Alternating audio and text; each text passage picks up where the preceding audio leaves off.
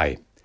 Today I'm going to try to recreate the drum tone on the When the Levee Breaks track from the 1971 Led Zeppelin 4 Classic.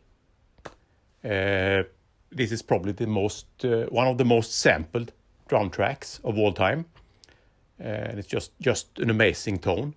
I'm going to go through the gear I used. I try to recreate as much as possible when it comes to mics, drums and compressor. Let's check it out.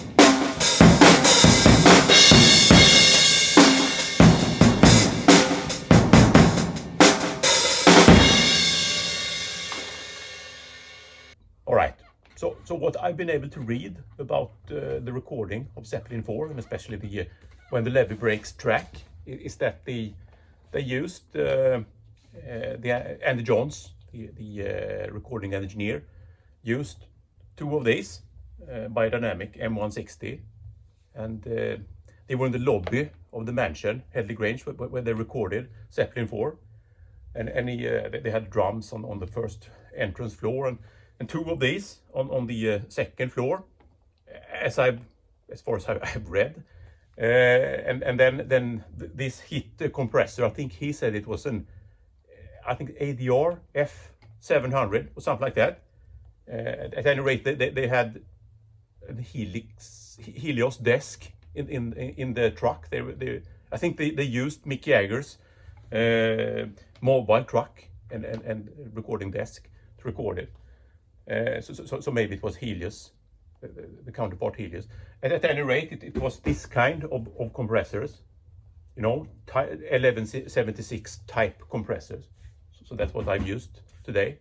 And I used also a M160 Beyerdynamic from the 60s, but only one. And one big difference is that I put it fairly close. It's kind of, well, you can see in the video basically how close it is. Say 2 meters from the drums. So I'm kind of interested in. It's kind of impressive if they had that distance from the drums to the two mics, and then the mics hit a limiter. So it must be, and they got it that firm and clear sounding. Must be a very special room. So I used this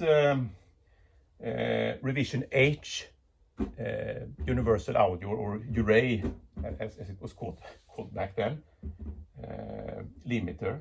I used the limiting setting here, 20, and a fairly moderate threshold, and the fastest attack and fastest release. And the preamp I used was an API 512C. I don't know what they used. Probably something from the desk of the Rolling Stones recording track. Then, as far as I've read, they used a Binson Echo Rec tape delay. I used the ordinary mono delay in Cubase. and then I used the filter, so I filtered out most of the frequencies on the delay that came after. So kind of from maybe 250 hertz to 3000 hertz. That's what you hear, kind of like a, you know, like in an old phone, you know how it sounds. So I didn't come all the way, and neither did the sound, but it came pretty close. I think it's good enough at least for some applications, for YouTube demos at least. Now I'm going to show you the drums. So Johan used classic maple 3-ply Ludwigs from the 1970s. So this one is correct. I have Ray McKinley Ludwig snare. He used a Supraphonic instead. Well, same size though, 6.5 by 14. Then this hi-hat is all wrong. It's kind of too cold sounding for this. This is better for AC/DC. He used the 2002 Sound Edge hi-hat instead. The symbol is correct though. He used 2002. I think he did that already then. Otherwise it was Giant Beat he used. I don't know. The reason why I'm using this one is because it's the others are too quiet for these drums. So I need this to make it balanced when I play out here in the room. Maybe the Sound Edge 2002 that's the trick, but the 15-inch one, but I've never gotten hold of one. All right, so that's it. Let me know what you think. Cheers.